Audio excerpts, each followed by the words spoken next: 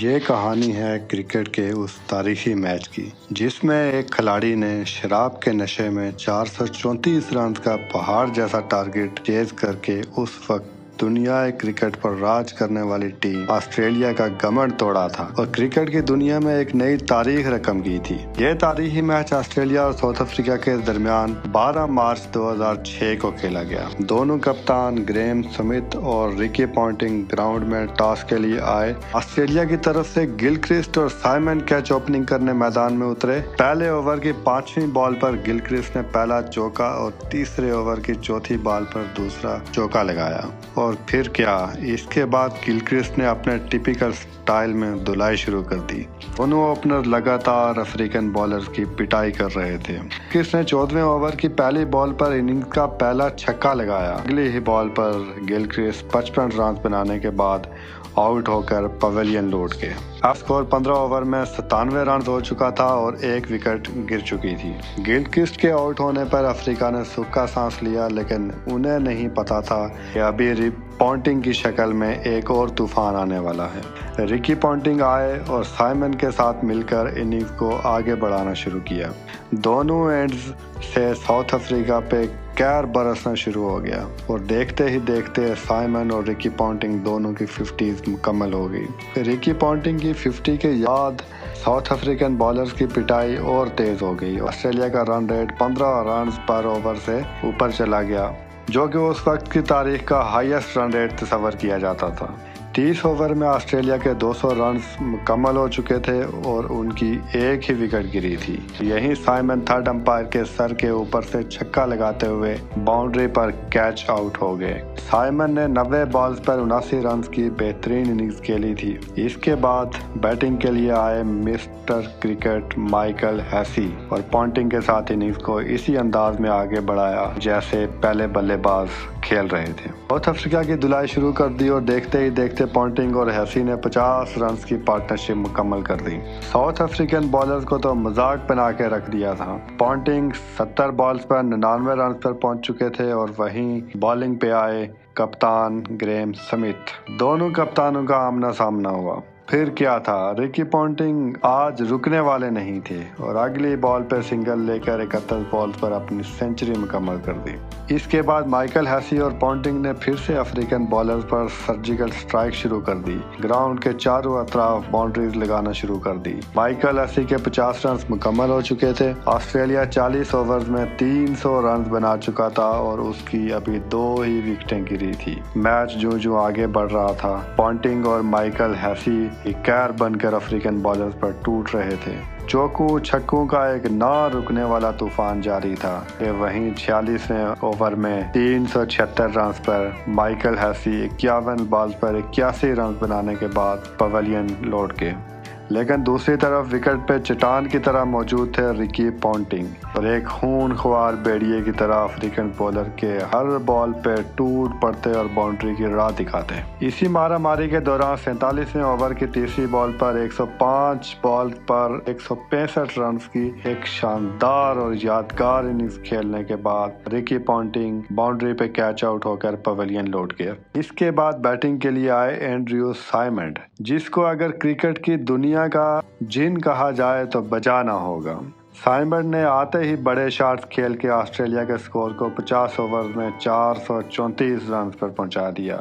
یوں افریقہ کو جیتنے کے لیے ملا 435 رنز کا ٹارگٹ، جو کہ اس وقت تک دنیا کرکٹ کا سب سے ہائیسٹ سکور تصور کیا جاتا تھا۔ اس دن پوری دنیا کرکٹ میں آسٹریلیا کا چرچا تھا، کیونکہ انہوں نے وہ کر دکھایا جو آج تک کوئی نہ کر سکا تھا۔ ون ڈے کرکٹ کی تاریخ کا سب سے زیادہ سکور بنا ڈالا، جس میں رکی پونٹنگ کی شاندار 165 رنز بھی شامل تھے۔ اس کے بعد افریقہ کی بیٹنگ سٹارٹ ہوئی اور اوپن کرنے کے لیے گریم سمتھ اور بوٹا آئے۔ یہاں افریقہ کو ایک کوئک سٹارٹ کی ضرورت تھی، لیکن دوسرے ہی اوور میں 3 رنز پر جوہان بوٹا کلین بولڈ ہو کر پویلین لوٹ گئے۔ اس کے بعد کپتان کا ساتھ دینے میدان میں اترے گریم سمتھ، جو کہ لاسٹ نائٹ بہت زیادہ دارو پینے کی وجہ سے نشے میں دودھ ہوٹل کے بیسمنٹ سے ملے تھے۔ لگ رہا تھا کہ آج افریقہ بری طرح یہ میچ ہارے گا، لیکن ہرشل گبز اور گریم سمتھ کچھ اور ہی سوچ کر میدان میں اترے تھے۔ دونوں بلے بازوں نے گراؤنڈ کے چاروں طرف باؤنڈریز لگانا شروع کر دی۔ آسٹریلین بالرز پہ ایسا دعویٰ بولا کہ وہ بوکھلا گئے۔ دیکھتے ہی دیکھتے ہرشل گبز نے اپنی 50 مکمل کی اور دوسری طرف کھڑے کپتان سمتھ نے اپنی 50 مکمل کی۔ اب 16 اوورز میں افریقہ کا سکور 130 رنز ہو چکا تھا اور ایک ہی کھلاڑی آؤٹ ہوا تھا ابھی تک، لیکن منزل ابھی بہت دور تھی۔ راستہ کٹن تھا، امتحان سخت تھا، لیکن ناممکن نہیں تھا، ایسا آج سمتھ اور گبز نے ٹھان لیا تھا۔ آسٹریلین بولر گبز سے جان چھڑاتے تو سمتھ پٹائی شروع کر دیتے، اور سمتھ سے جان چھڑاتے تو گبز آپریشن سٹارٹ کر دیتا۔ یوں چوکو اور چھکوں کی برسات جاری تھی کہ 22ویں اوورز میں کپتان گریم سمتھ 55 بالز پر 90 رنز کی ایک یادگار اننگز کھیل کر آؤٹ ہو گئے۔ 22 اوور مکمل ہو چکے تھے اور افریقہ کا سکور 190 رنز ہو چکا تھا 2 وکٹوں کے نقصان پر۔ اس کے بعد ہرشل گبز کا ساتھ دینے میدان میں اترے اے بی ڈیویلیئر۔ ہرشل گبز نے اپنا آپریشن اسی طرح جاری رکھا اور آسٹریلین بالرز کا برعکس نکال دیا۔ میچ آگے بڑھا اور ہرشل گبز نے 78 بالز پر اپنی سینچری مکمل کی۔ اس کے بعد 31ویں اوورز میں ایک لمبا سکسر لگانے کے چکر میں 284 رنز کے مجموعی سکور پر اے بی ڈیویلیئرز 14 رنز بنا کر پویلین لوٹ گئے۔ یوں افریقہ 284 رنز پر تیسری وکٹ گنوا بیٹھا۔ اب افریقہ کو جیت کے لیے 19 اوور میں 150 رنز اور بنانے تھے۔ اس کے بعد بیٹنگ پہ مارک باؤچر آئے، لیکن میچ 16 رنز اور 301 رنز کے مجموعی سکور پر ہرشل گبز 110 بالز پر 175 رنز کی طوفانی اننگز کھیلنے کے بعد پویلین لوٹ گئے۔ اس کے بعد جیک کیلس بیٹنگ کے لیے آئے، لیکن میچ 20 رنز بنا کر وہ بھی اینڈریو سائمنڈ کا شکار بن گئے۔ ساؤتھ افریقہ 327 رنز پر 4 وکٹیں گنوا بیٹھا تھا اور انہیں جیتنے کے لیے 75 بالز پر 108 رنز چاہیے تھے۔ اس کے بعد مارک باؤچر کا ساتھ دینے کیمپ میدان میں اترے اور اننگز کو آگے بڑھایا۔ جب 50 بال پر 85 رنز رہ چکے تو وہیں کیمپ بھی آؤٹ ہو کر پویلین لوٹ گئے۔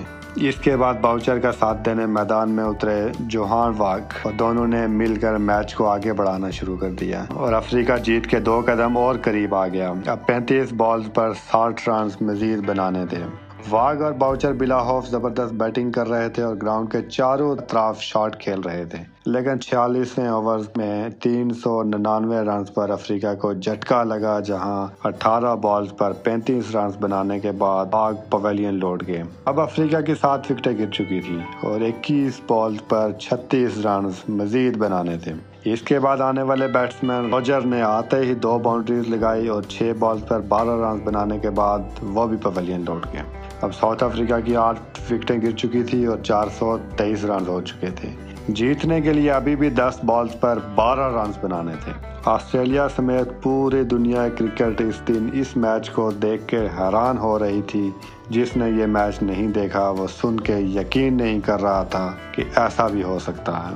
اب میچ آگے بڑھا اور 6 بالز پر 7 رنز رہ چکے تھے۔ ساؤتھ افریقہ کو میچ جیتنے کے لیے 6 بالز پر 7 رنز چاہیے تھے۔ کراؤڈ سمیت پورا ساؤتھ افریقہ اور افریقن ڈریسنگ روم بہت زیادہ ایکسائٹڈ تھا یہ میچ جیتنے اور کرکٹ کی دنیا میں ایک تاریخ رقم کرنے کے لیے۔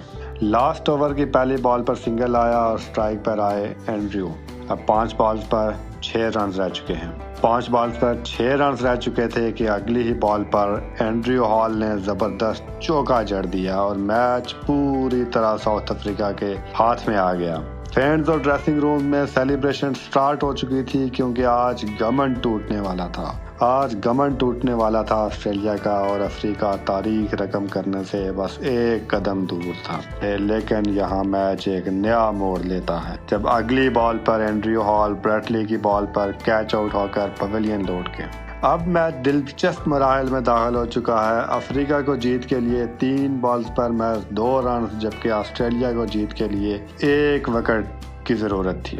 اگلی بال پر نئے بیٹسمین نے سنگل لیا اور میچ برابر ہو گیا۔ اب سٹرائک پر آئے مارک باؤچر 2 بال 1 رن۔ دنیا کرکٹ کی نظریں اسی میچ پر لگی تھی کہ وہیں برٹلی کی اگلی بال پر مارک باؤچر نے بال کو باؤنڈری کے باہر بھیج دیا اور 434 کے جواب میں 438 رنز جڑ کے ون ڈے کرکٹ کی دنیا کا ہائیسٹ سکور بھی افریقہ کے نام کیا اور میچ بھی جتوا دیا۔ ناظرین، کچھ گھنٹے پہلے 434 رنز بنا کر آسٹریلیا نے جو ورلڈ ریکارڈ بنایا تھا وہ ساؤتھ افریقہ نے محض 4 گھنٹے بعد توڑ کر نیا ورلڈ ریکارڈ اپنے نام کیا۔